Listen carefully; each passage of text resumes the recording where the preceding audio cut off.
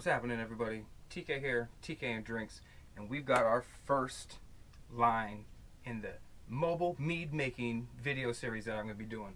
Welcome to the humble mead making kitchen area that my wife graciously shares with me. And here's all my goodies and everything. You can see I got my water back here. I got my pot full of honey right here. I got my 3-gallon Fermaid-o right here. And I am ready to rock and roll. So, this is the first time that I've made a mead anywhere other than in my other kitchen back at my other house. So, as you can see, space is very limited. And we're going to be trying to, work with the space and area that we have, which I don't think is going to be too bad. Because it doesn't, thankfully, for what I'm doing, a little 3-gallon batch doesn't take up a whole lot of room.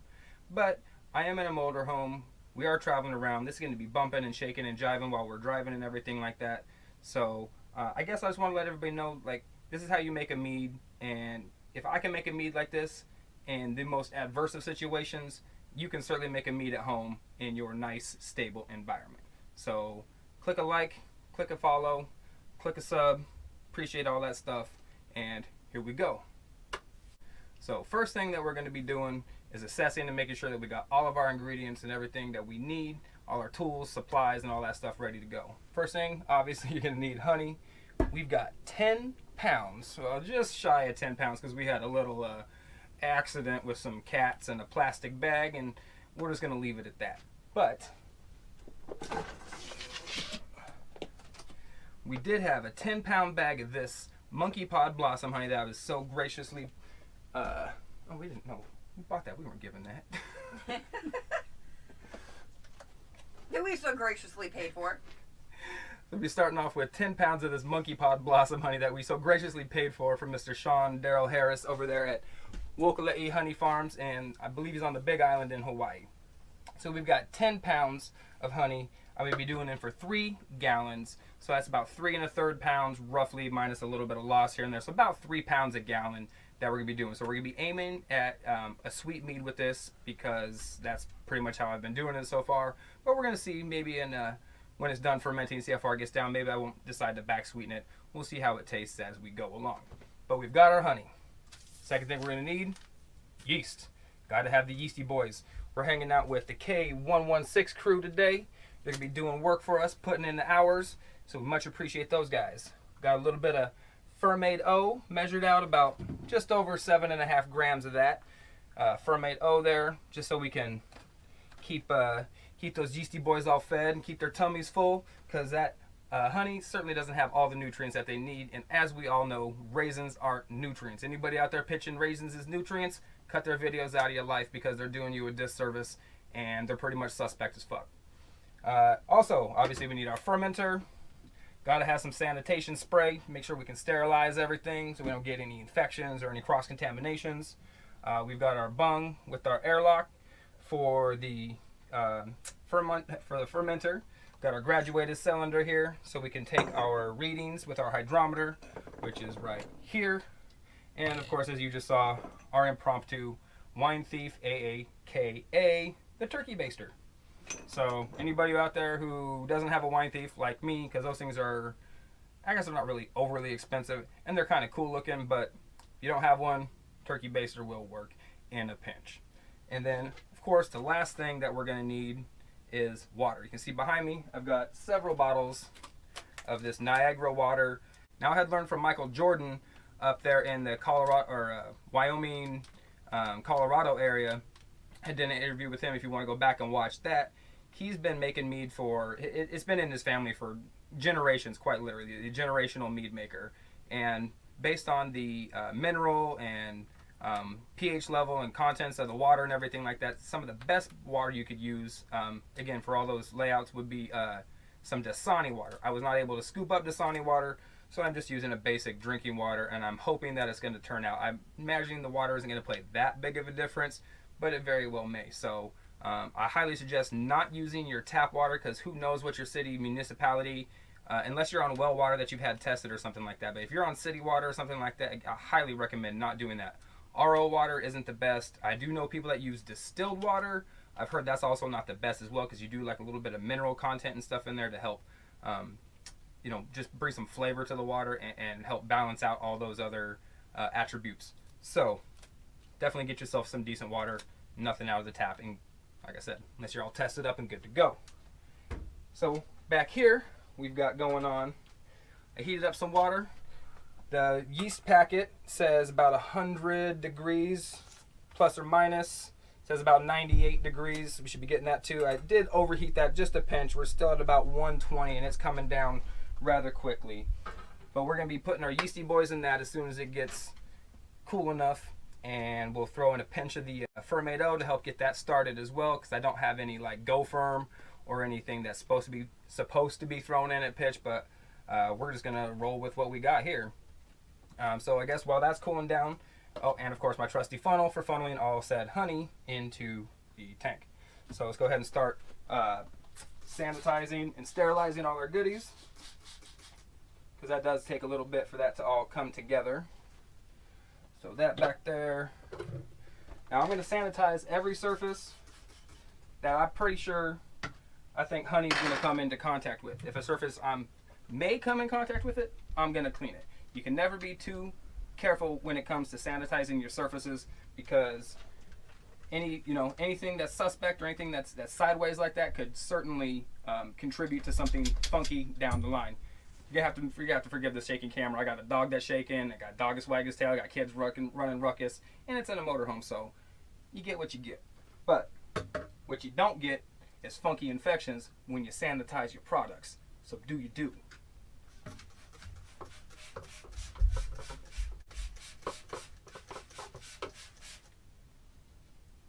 Now, I know a lot of people like to soak all their stuff while they're sanitizing. I'm a big fan of the spray sanitizer. I don't have a sink big enough to stuff all, something like this in here in the motorhome, and it is soluble and just goes into the mead and just disperses and becomes nothing. Basically, comes back to water. So that's not really an issue for me. We're just gonna let that go and do its thing like that. Got it all sanitized. So make sure we get our wine thief sanitized. Now with this guy, I hit the bulb on the inside, and then I hit the stem on the inside and the outside, because if it touches the honey, it's going to touch the mead. It needs to be sanitized. So we get that over there. Ooh, now this always becomes, we'll set it back here. Where to set it while it's sanitizing so it doesn't get all funky. So we'll go set that there. Hit the graduated cylinder as well. Boom, boom. Bang, bang. Bonk, bonk. Now, I did throw some sanitizer solution in there already. Whenever you're using an airlock, you always want to use either a sanitizer or like some vodka or something like that, some alcohol, something that if it ends up getting back into the mead, it's not going to compromise the integrity of the product. I don't recommend water, because water could potentially grow something on top of it. You are going to want something that is going to help keep it sterile. So like I said, low grade vodka, I say low grade like, cheap, you're not going to be breaking a bank on some Belvedere or anything like that. But, definitely get yourself, if you're going to go that route, some, a handle of something little, or even those airline shots one off. But you're going to want to change that too, because it is going to eventually get a little bit funky, and make sure to, swap that out as you're going through the months and whatnot. So we got our sanitize this, sanitize that. Sanitize our spatula for scraping the last of our honey out of our pot. Ooh, excuse me. Look at me. Getting all excited and burping and shit. Now, this honey here, I'm going to come up here and show you something. This was that 10 pounds that has been, it's sliding out. That's been bocheted. So I stuck that over a wood burning stove, and I actually kind of forgot about it, and thankfully Lauren, my wife, caught it before the integrity of the bag. The bag was in this pot, and it was on a wood burning stove. There was a situation, it had froze, there was some unpleasantness. It was on the stove, and she caught it before the bag melted and compromised the honey, thankfully, because she kicks ass. And we ended up having a nice bochet out of this. Decided to just leave it on the stove. Got it up to a rolling boil for about, I'd say we got to boil for probably about 20 minutes to a half hour. It was a nice slow burn up there. I know a lot of people say you need to go for that full hour, but I wasn't trying to lose too much of the original flavor from the honey, and just add a little bit of something. So it's got this nice caramel coloring to it that it didn't have before, but you still get some of the more true flavors to the honey before it was bocheted. Now, a Monkeypod Blossom Honey has in my opinion, and from what I've read and heard from other people, has like a nice lemony quality to it. So that's what we're going to be turning this guy into in the end. Is going to be a lemon vanilla. I call it the lemon chiffon mead, but that's because I'm A, like words that sound fancy that I don't know what they mean, and B, again, like words that are fancy and I don't know what they mean. So, but it's going to be a lemon vanilla mead when all is said and done. So let's check on our water here, see if we can add in our yeasty boys. It's bound to about 115, so we're going to give that just a skosh more to drop down there. If you put your yeast in there too hot, you do run the risk of cooking them alive and killing them, because there are only so, they're going to be living creatures in there. So we want to make sure that that environment is nice and hospitable for them. So while that's cooling down a little bit more, what we are going to start doing though is putting water into the jug, so we have something to throw our must into, or pitch into. So there's one. Boom. Now this is going to create a lot of unnecessary waste. I know people are going to be cringing out there. I feel you. I will gladly take any of the hate comments down in the comment section. DM me, whatever you got to do. I understand unnecessary waste, but sometimes in mead making, there are victims, and today it gets to be the plastic, which I guess is the planet. Sorry, Mother Earth. You provided me with bees and honey and yeast and all these things, and then I go and slight you by using all this unreusable plastic. But I'll do my best to get it into something that looks like a recycling bin, and hopefully I'm in a state that actually recycles. Oh no! See? That's a sanitizing. Some people might think that's overkill, but again, I'm not risking it. It's not worth it to me. It's got these nice fancy ingredients. You got these nice time and energy that you're putting into everything. You're expecting to have a phenomenal product at the end. You don't want to go risking it with something as minute as a couple sprays of sanitizer because it's not worth it. All right, so we got about a quarter full with water here. So we're gonna start pitching in some of this honey. Actually, what I'm also gonna do real quick, while this water is still cooling down, I'm gonna throw a fat glob of that in here as well. See if we can't give something for the yeast to feed on. Look at that color. Oh my gosh, if you could smell that, it's so amazing. It's like a lemon marshmallow peep situation going on there. So we'll just throw some of that in there, let that heat swirl that up, swirl it around with my thermometer, because it's a high precision instrument, and using it to stir with is exactly what it was designed to do. And we are actually looking good. So here go the yeast. I am over pitching. For 3 gallons, you're not, I believe you're supposed to use about 1.5 grams per gallon, but I am going to use the full 5 grams of yeast, because with bocheted honey, it changes the sugar structure, and there becomes some sugars that are unfermentable, and it becomes just a more difficult, makes the honey more difficult to ferment. So I want to really give the fermentation and the must a chance to actually, do what it's going to do and everything like that. So here we go. Get that going. Let that all just jive over there. Where's my Fermaid? I throw a pinch of Fermaid in there too, just to help along the process. Should probably throw a little more than a pinch in there, but at this point, I'm not too worried about it. What I am worried about is getting this honey into this freaking pot though. So here we go. Got a nice clean funnel. Saw me spray that bad boy down. I'm gonna move all this over here so I got a little more stable surface in front of me, not working at an angle, and so y'all can see what's going on. Also, new to the game, highly recommend something long and awesome like this, because there is basically times when you're going to need something that sturdy, and you're not going to want to have to go raid your house for some randomness.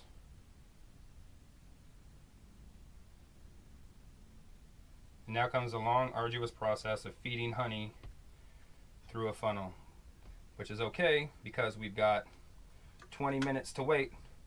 Whoa.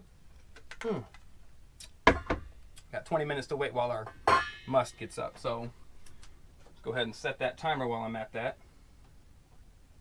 Oop, nope. Timer is not going to want to work right now. All right, it's 25 on this really off clock. So we're going to wait till that bad boy gets to 45-ish, and we'll be good. Now, I could probably have opted for a wider mouth funnel, which I probably should have, instead of going to the dollar store and grabbing the cheapest funnel that I could find.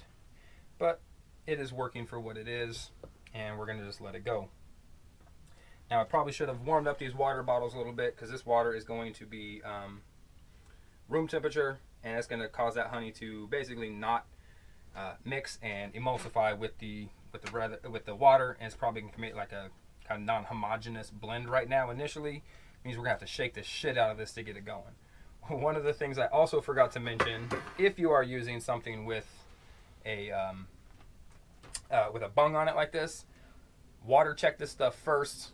Make sure you got everything dialed in, and make sure your spout is closed prior to putting any of your water or anything in there. Because the last thing you want to do is start putting this up there, and all of a sudden you got all your brand new mead leaking all over the floor, making a mess, and fucking up your process. I did that prior, didn't see that on camera, but it's definitely something you want to do, because I've made that mistake in the past, as we all will, or everybody will by the time you've made many batches of mead. And like I was saying, I filled up about a quarter full with water before I started adding the honey into it. I didn't want that honey just sitting there, because it's a lot harder to mix the water in with the honey when they're just set two separate layers like that. The honey is heavier, it's going to be flowing through the water at least, and kind of dispersing itself a little bit and thinning out. Definitely going to make it a lot easier for us to mix it when we shake it up.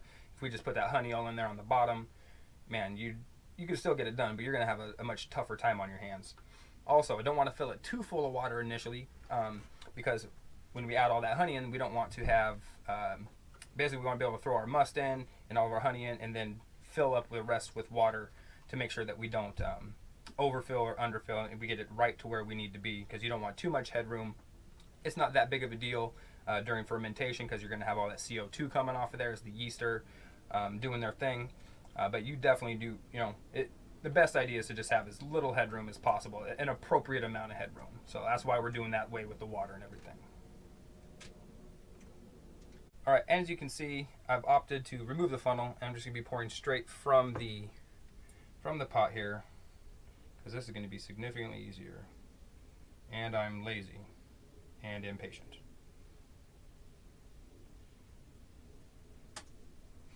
Oh man, I wish y'all could smell this. It's just wonderful, like lemony vanilla characters coming off of it. That's another thing I highly suggest. Think about the honey that you're going to be using and the type of product that you want to turn out in the end. If you're going to be making something berry flavored, maybe think of maybe it's not so important. You can get like a wildflower honey. But anytime you're trying to do like a traditional or something with some light flavor characteristics, do yourself a favor and pick a honey variety that complements the flavors that you're going to be picking. I know a lot of people out there don't necessarily have access to local flavors of crazy different varietals of honey and whatnot, but there are plenty of sources out there at reasonable prices to where you can create a phenomenal mead with something better than just grocery store mead. Now, if all you can afford is grocery store honey, do what you got to do. It's more important to practice and get the skill set in with whatever you have available to you, whatever you can use. But when you're ready to start sending stuff off to competitions and really ready to start stepping your game up, there's a phrase that I was taught when I was younger. Doesn't necessarily come from the mead, but it pertains to anything artistic and creative. Shit in, shit out. You're only going to make a product as good as the lowest quality ingredient that you put into your mead. You want to put grocery store honey in there? Do your thing. Can you win an award with it? I'll bet you fucking can. Is it going to be the best possible product that you can put forward? My guess is no. So, like I said, let's see if we can't get an angle of this honey from this side. There we go. So, like I said, do yourself a favor. Look into some decent honey. Now, you don't have to go out and do a Manuka traditional, spend $45 a pound for this honey and all this crap, you know. But there are places and people you can talk to if you're in any of the Facebook groups, or you know, shoot me a message. I can link you up with some people that I know, or at least point you in the directions of some people. But there's a ton of quality honey. You have to forgive the cats in the background. She's got a kill of a stuffed mouse, and she is having an absolute field day.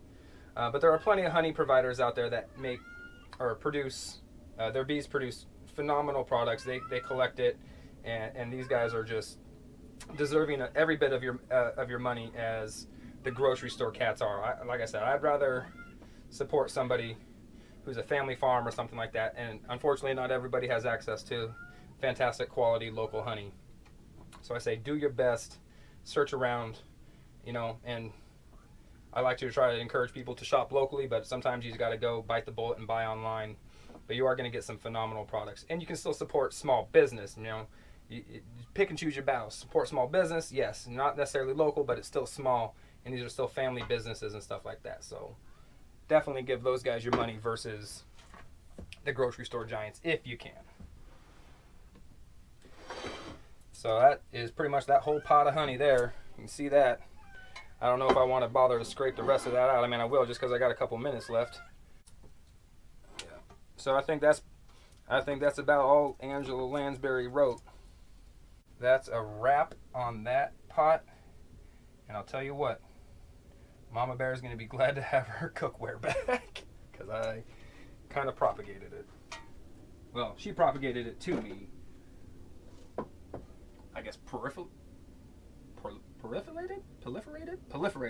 I stole that shit. Right, so now we got all that in there. Start topping it off with the rest of these water bottles. Another thing I highly recommend anybody do who's making mead, especially if it's your first time.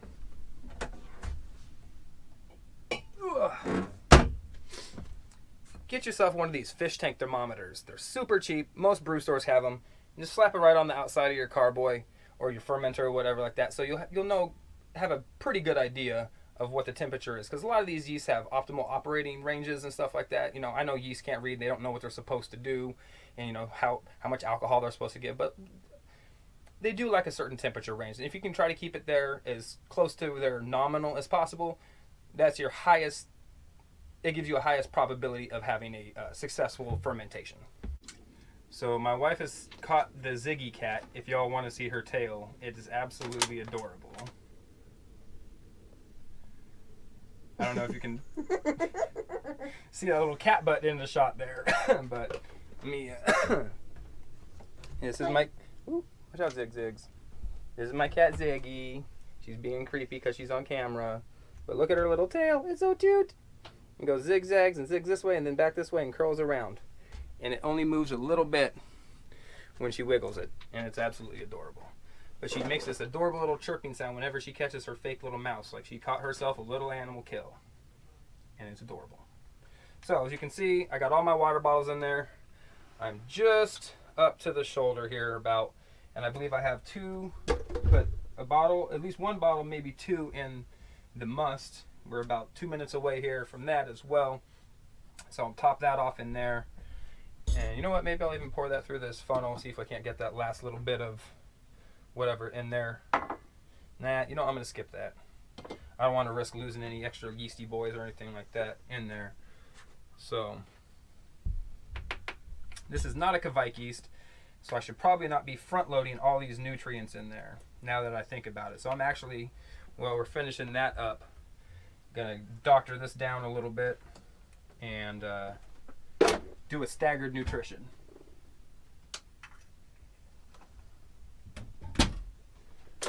All right, got that. So I'm gonna be doing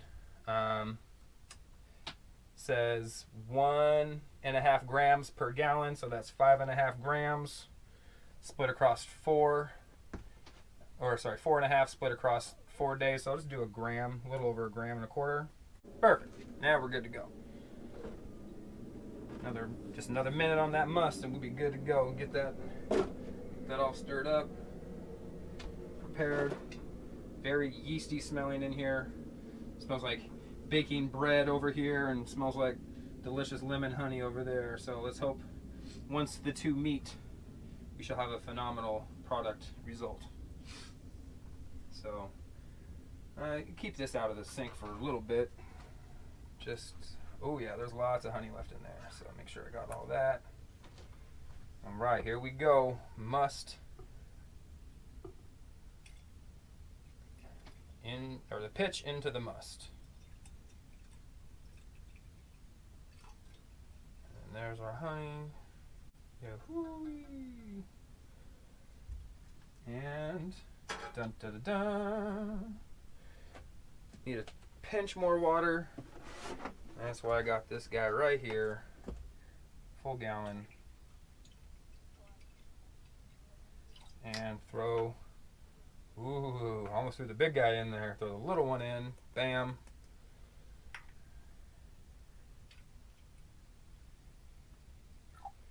Top that off right there. Now we are ready to give this thing a healthy shake, which I'm going to have an interesting time doing. So you know what I'm probably actually going to do instead? Rinse off my spoon. Uh-oh, looks like the camera's been shaking and moving. I'm going to go ahead and just rinse off my spoon and stir it up with that.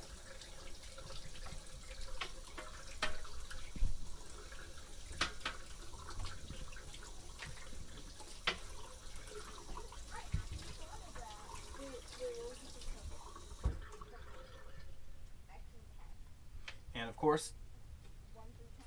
10 uses sanitize. Mine was 7. Supposed to give it a couple seconds, minute, I guess. But like I always say, I'm impatient. So gonna give that a swirl in there. See if we can't get this thing mixed up as much as possible, because I'm not trying to pick up and shake 3 gallons of mead. I guess this would be a nice time to have like a paddle blender if I had a drill with one that didn't have a bunch of paint and mud and stuff all over it. But like I said, thankfully it diluted enough to where it's actually mixing up fairly well. So, and you cannot overmix it at this stage. Extra oxygen is actually helpful to the yeast. So the more you can stir it, the more you can shake it, especially in the first couple days. You're going to add benefited results from that. Your yeast are going to benefit from that. If I could talk in normal human speak instead of backwards TK talk. So there we go. We got a nice, hefty, homogenized mix there. None of that layered stuff. Now it's all extra purty.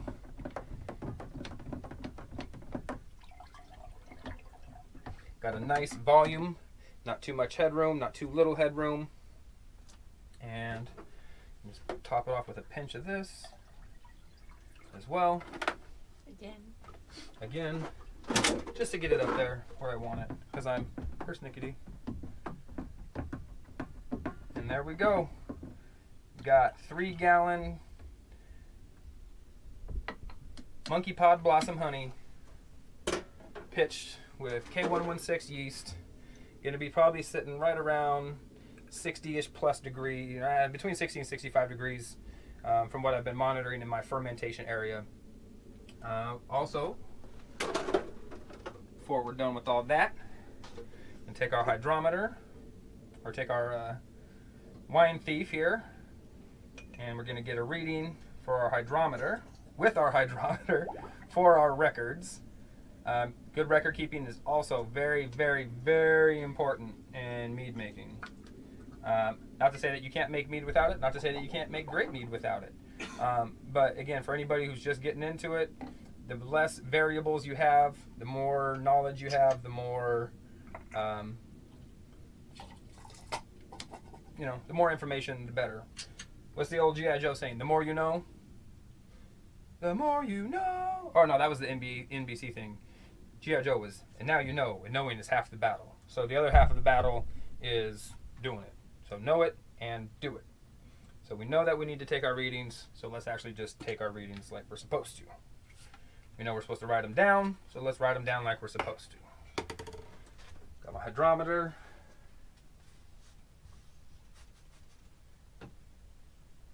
Nice clean on it. You know, let's go ahead and pour some of that back in there, just because I don't want it to come overflowing over the top, because Lord knows what this is going to be like. Ooh! All right, let's set this over here, see if we can't get a little bit closer of a shot for y'all. Let's give it a quick spin. I always like to give it a little spin like that to knock any little tiny air bubbles off that might drop it or raise it by a point or in that realm. So we are sitting right at 10. Ooh, come on, spin around so I can see you more here. 90, 1090, 92, 96. Let's call that 1095. We're sitting at 1095 right there. And where'd my journal go? Uh-oh. Journal. Y'all can do spreadsheets. You can do it on the computer. You can do whatever. I happen to be very old school in my method, in that I like to be very old school in my method, that I like to just track everything on paper because it makes me more comfortable. So we started with 10, let's call it 10 pounds of the Monkeypod Blossom Honey. We went with 5 grams of K116 yeast. We went with, let's call it 1.5 grams of Fermaid-o, between what we threw in the pitch and what we pitched into the must. Fermaid-o. We used about 3 gallons of the Niagara water, roughly there. I think there was some Ozarka water in there too, but 3 gallons of water nonetheless. And the temperature was sitting right around, I think it was 68 degrees. So that's where we're at. Oh, I already forgot the thing that I even got it out for. And our starting gravity is 1.095 SG, starting gravity. All right, so we're going to keep measuring that every 48 hours, or I'm going to measure that every 24 hours for the next, probably about for the next week, just to make sure. And you can do the nutrient addition every, I do it at pitch, and then 24, 48, and 72 hours. So by day 4, 3 or 4 technically, this will be full of nutrients, ready to rock and roll, doing its thing, and hopefully it takes very well. The last thing, before I put my journal away, the last thing we're going to do though, pull this hydrometer out, get that all rinsed off and whatnot. Give it a little taste, see what we're thinking of it.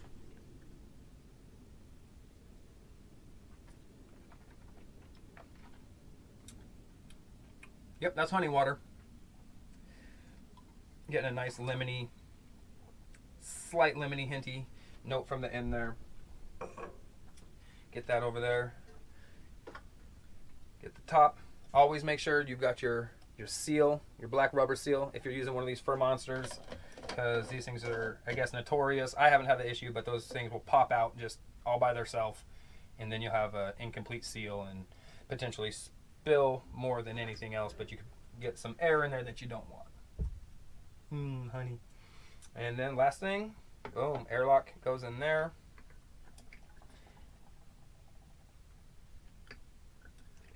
There we go. And we have our 3-gallon Monkeypod Blossom Honey traditional fermenting away until we turn it into something else after that. So thank you all for watching. This is part 1. The next parts will be out, and eventually I will compile them all into one big long video without this little spiel about being cut into one long video. So thank you all for watching. Again, subs, likes, follows, all that jazz helps me out and is appreciated. Comments, anything you see. What's the next traditional that you're making? What's your favorite traditional that you've had? What's the next mead that you're going to be making if you're not even making a traditional? Have you used K116? These are all the things I want to know. Tell me all the things about your mead making experience. And I will catch you guys in the next video. Peace.